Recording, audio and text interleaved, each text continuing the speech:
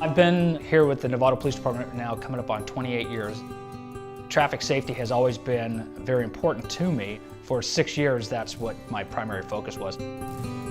The city of Novato has had an ordinance for vending since 1977, but it was rather vague in its writing and it was essentially unenforceable. And in the last couple years, the complaints started to escalate to the point where we had some safety concerns.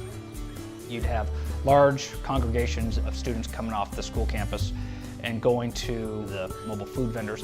You'd have individuals who get into fights because they're trying to get first access to the mobile food vendors. We also had reports that some of the actual vendors themselves were getting into fights to try to get the best parking position.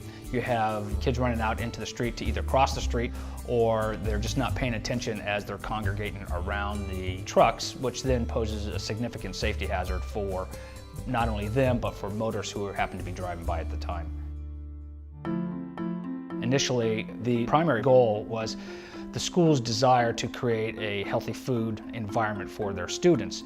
And we realized that the issue was not simply about healthy food, but it was about safety. We created an ordinance that was based on distance and time restrictions. Not only is there a 1,500-foot buffer, but there's also a 1-hour limitation both before the school starts and then 1 hour after school starts. It's important to note that we didn't do this exclusively with just the school district in mind and the city in mind. We did reach out to a number of the stakeholders, including the Ice Cream Vendors Association.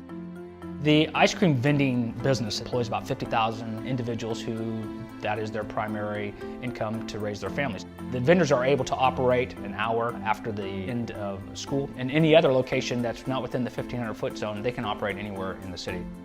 We actually now inspect the trucks and we provide them a copy of the ordinance and we explain it to them in detail what their requirements are. The end result is that our complaints from our residents and the complaints from the schools have dropped almost to non-existent. So I think that the end goal is that we have a solution that works for Novato, that has met the school district's needs and has met the police department and the city of Novato's needs.